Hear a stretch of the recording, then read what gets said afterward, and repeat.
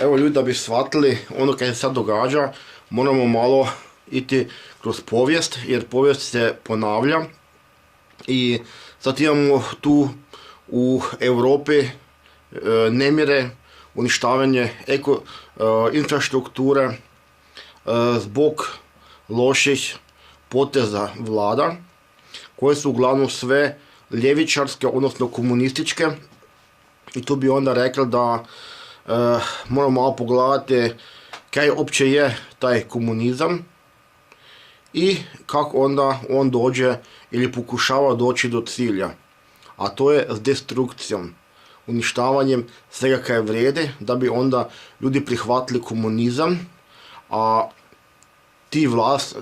ti koji su došli na vlast, pogotovo u Njemačkoj, sve su bivši komunisti. Merkelica isto je bila komunista, nju je postavilo Helmut Kohl, moje pravo ime, znači Helmut Kohl, jedan Židov.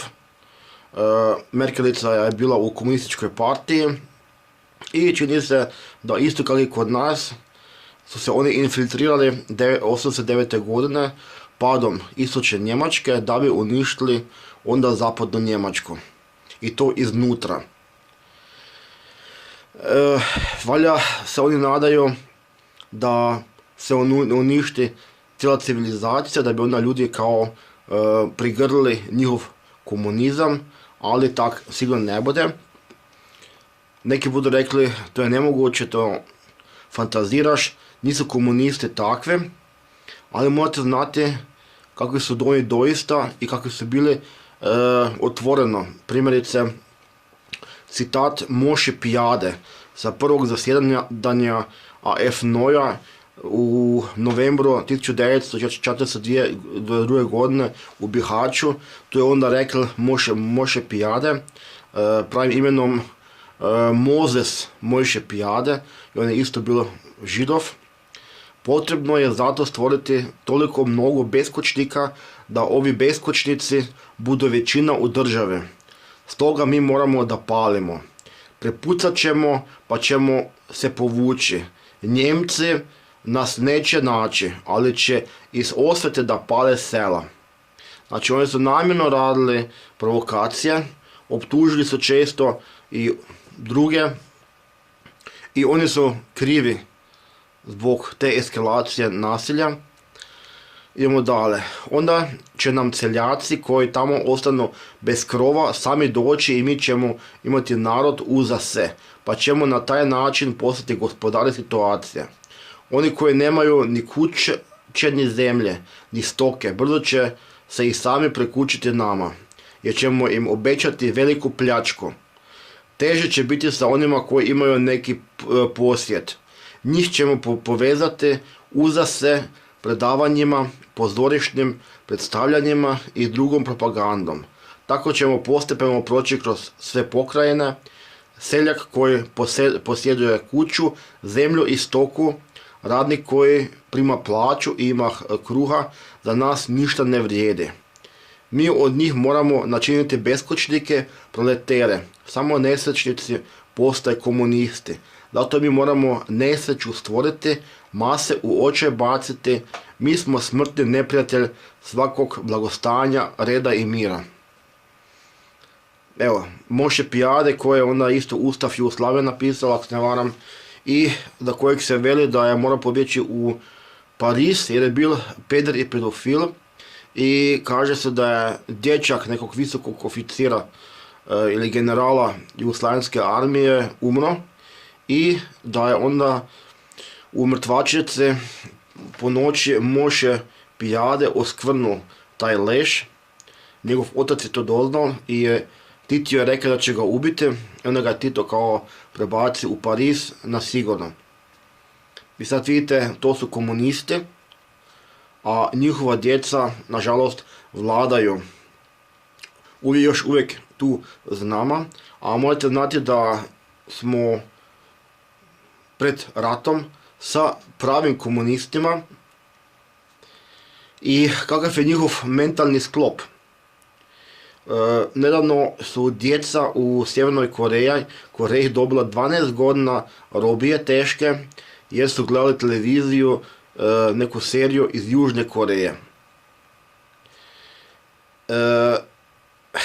I onda je policija rekla sami ste si krive i ako takvi dođu sa Rusima koji nisu ništa bolje ili s Kinezima koji su isto jednaki komunisti, mi jednostavno moramo biti svjesni kaj nas čeka. Nije problem taj komunizam kao ideologija jer to je samo software. Problem je hardware. Problem su ljudi koji to onda ostvaruju u djelo. A takvih nažalost ima jako puno, ima ih oko 100 puta više od nas. I onda isto ovi naši komunisti se nadaju da im bude bolje, ne bude im bolje. Jer ovi komunisti koji su 90-ih postali kapitalisti, puno su gori nego obični kapitalisti.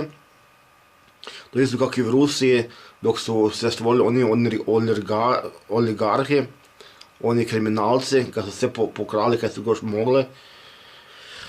I teško da budu njihovi drugovi Rusi ili Koreanci ili ko već god, jer Ruski je rekao da bi uzela u svoje redove i dragovoljce iz Kine i iz Koreje sjeverne, da bi oni imali razumijevanje za ove naše bogataše komuniste. Bilo čak i sad neko ispitivanje, žene su to pokrenule, da li bi majke išle za svog sina u rat. Puno njih je reklo da bi, ali samo za sina, ne za muža. Žalostno je da uopće do toga dojde neko tako razmišlja, jer mi, dok je bilo 90-ih, mi smo išli za druge u rat i onda ne bi palo majkama na pamet 90-ih da bi išli za sinove u rat, jednostavno se skroz sve poremetilo. Ali pogledajte malo komuniste. Oni su čuvali svoju djecu. Oni su svoju djecu uhljebili i mi, domoljubi koji smo htjeli napraviti neke boljega od komunizma, nas je pustilo da iskrvarimo. Primjerice, Toni Cetinski, njegova majka je bila ministrica turizma, ona je tako dugo svog sina čuvala da nije išel obaviti svoj vojni rok, dok nije rat skroz prešao i već je bio rat gotov oko 5 godina. Onda je tek Toni Cetinski, moj vršnjak, on je tek onda išao obaviti svoj vojni rok u Koprivnicu. Ja se mislim da je on vikendom nastupal, pjeval je okolo. Jednog vikenda je pjeval u Lepoglavi gdje sam ja konobaril na terase.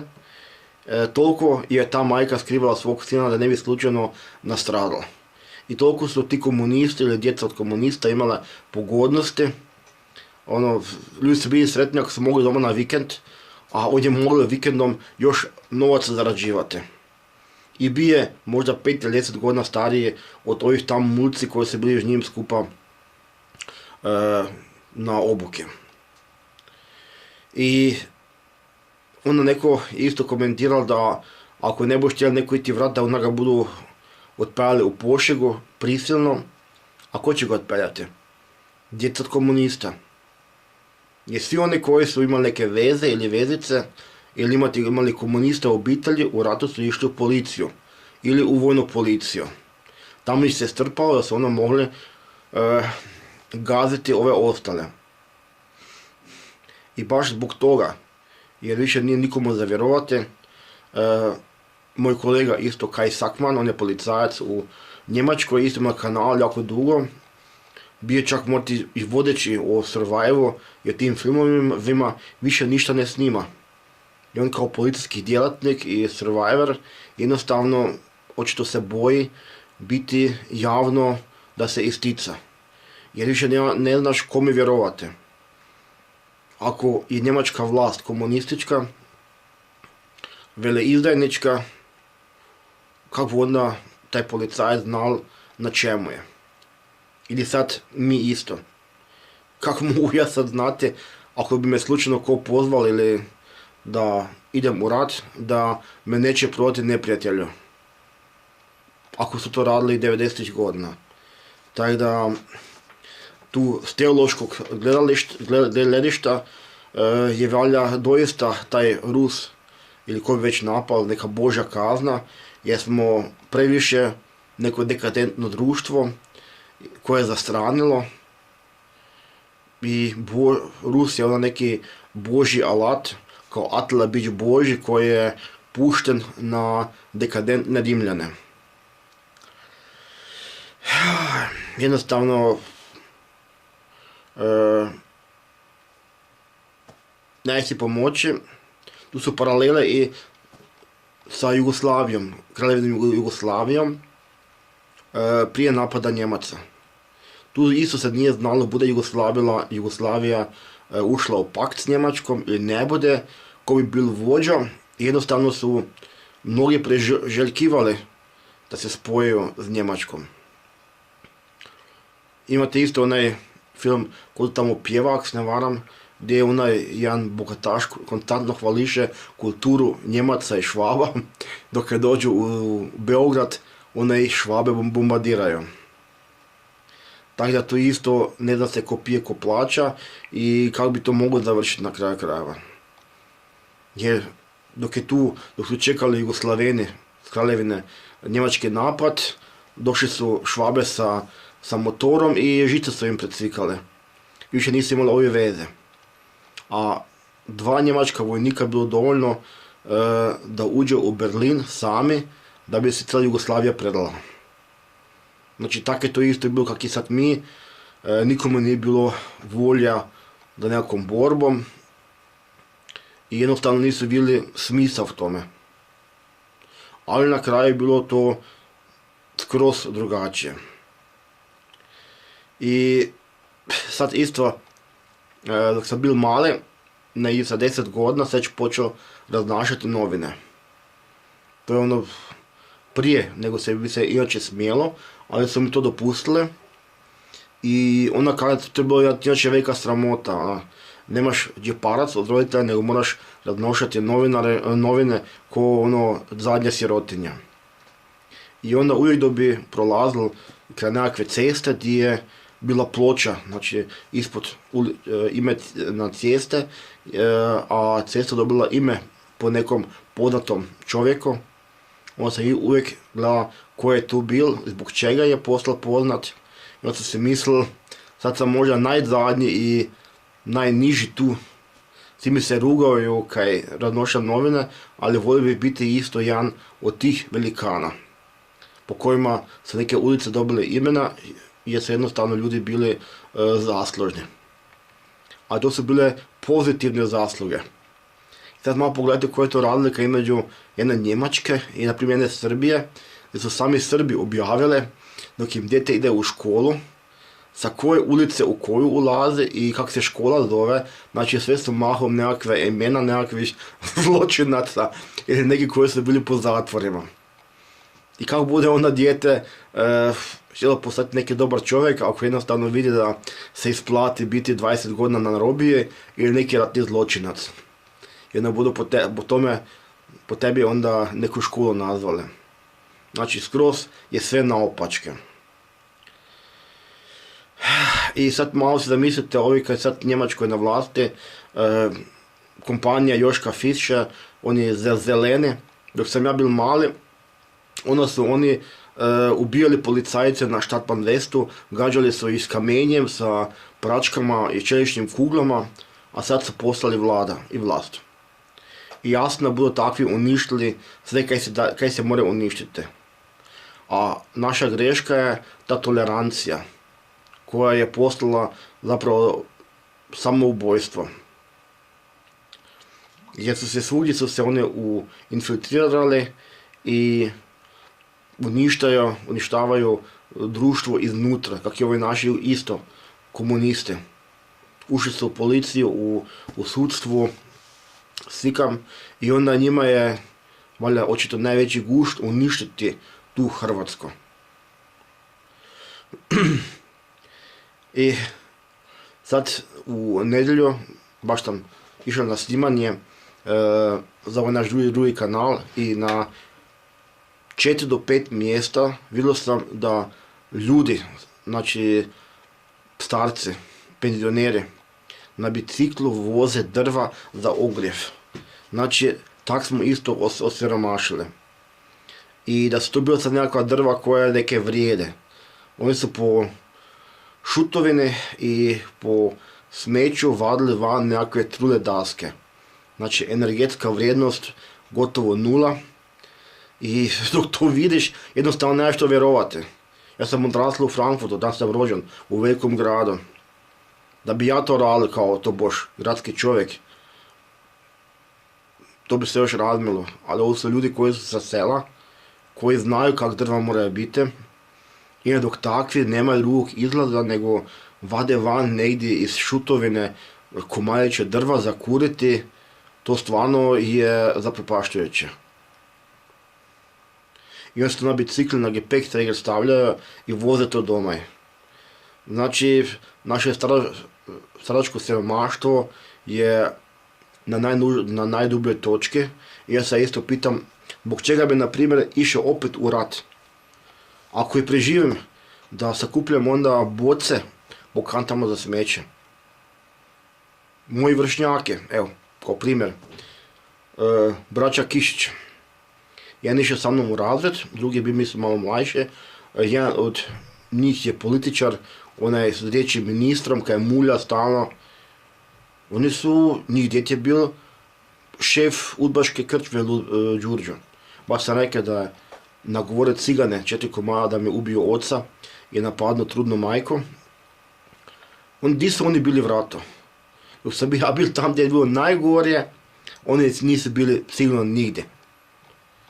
I zbog čega bi onda ja išao u rat ili bilo ko od vas, da njima bude bolje, da se njihova djeca bolje mogu uhljebiti. Jer ja djecu nemam. Ja sam osoba koja misli da će imati ženu i djecu, ali jednostavno dok ti si stvarno isto prisiljen da sakupljaš ambalažno te boce, kad se isto pa put već mora raditi, jer jednostavno treba sam novaca. Nisam ja se ja tako uhljebil, kako na primjer isto moj kotov vršnjak, župan, koji je primao sa 20 godina penziju od 6.500 kuna, dok je tu bil minimalac 1.600 kuna, halo. I zbog čega? Jer su sami sebe digli v zrak kod neke vježbe. Znači tu neprijatelj isto nekakvog faktor nije imao. Ali niko nije onda mogla u policiju ako nije bil u komunističkoj partiji. Ali to niko naravno ne bude priznal. I šta bi mi sad imali od sudjelovanja u nekakvom ratu protiv Rusa ili bilo koga, ako jednostavno ne znamo uopće i nemamo povjerenje u onoga ko bi nas unovačio. Jer jednostavno ne znamo s kim imamo posla. I sad tu vlada nekakva monarhija te nekakve partizanske aristokracije.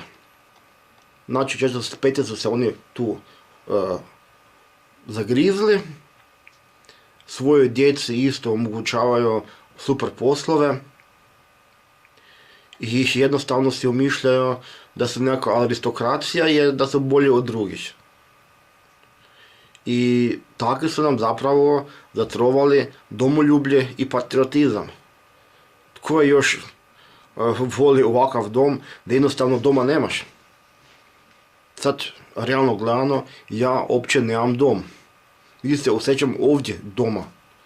Ako ti mora dojти policija u pretres kad god žele, uzeti kaj god hoće, ne vratiti to. I onda ako uspiješ nakon duge borbe sa sudom izvući to da si nevin i da te mora vratiti to kad su ti uzeli, jednostavno ti se ogluše na sudsku odluku i policija to ne vrne. Ili ti dojde isto sim, ništa ne uzme, ali ti veli da ti je mogla uzeti kaj je god štela. Znači on ti daje do znanja da ništa nije tvoje. I mogu ti upasti kad god hoće. Znači mi čak ti svog doma nemamo, a koliko ste plaćali za nekakvu legalizaciju, i svašta, a u biti ništa nije vaše. A pitanje je kako dugo bude još vaše. Ako dođe nekakvog rata, koliko toga se tek uništi. Plaćamo poreze da nas država brani, a sami sebi moramo braniti i njih još braniti.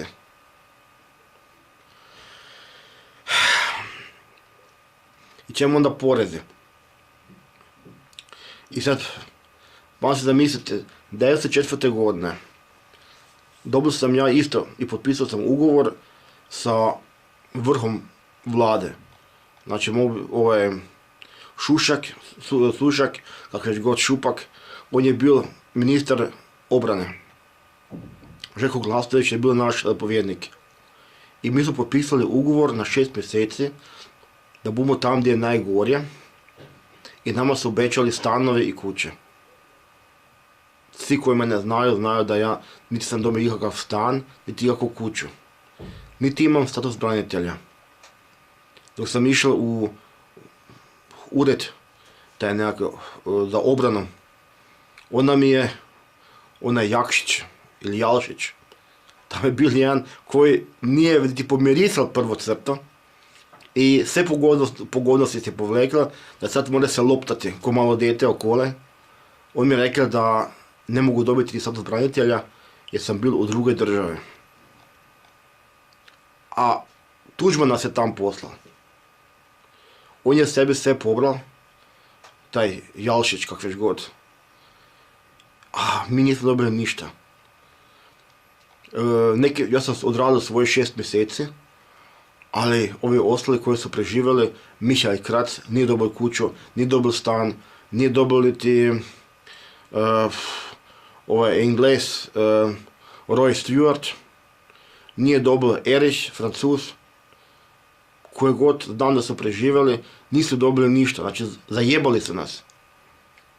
I sada se damo još jedan puta zajebati. Pa to je kao da napraviš ugovor sa Plenkijem ili sa Milanovićem. I onda ne dobiš ništa. A ovi kad nisu bili nigdje, dobili su svašta. I onda mi još vlastita majka vele, kaj imam od toga, kaj sam pošao dragovoljno vrat. Da sam se vrnul ko invalid, pa sad bi me valja pljuvala. Toliko u toj domovinskoj zahvalnosti. I onda nakon rata, kaj ste nam govorili stalno? Kaj ti to trebalo? Je li te djece tko tjerao da ideš na prvu crtu? I sad dok bude opet rata, ja ne znam ko bude uopće išao v rat i za koga se boriti. Da idem poginuti za tuđu žene i tuđu djecu, za tuđu imovinu, mislim da bi to bilo totalno idiotski i glupo. A sami znamo koliko su ovi naši spremni, to su dokazali na poplavama i na zemljotresima. I to nije neki nacionalni problem, ovo je zapravo kontinentalni problem, jer svugdje je gotovo isto. Morate znati da njemačku vojsku je Ursula von der Leyen isto zeznula, koja je inače ginekologinja. Ona je isto čak i svog sina ubacila da je bude kao savjetnik. Znači ona je isto uništila njemačku vojsku. Sve je potkopano. Nikom nije za vjerovati. Najbliži su nam najopasnije.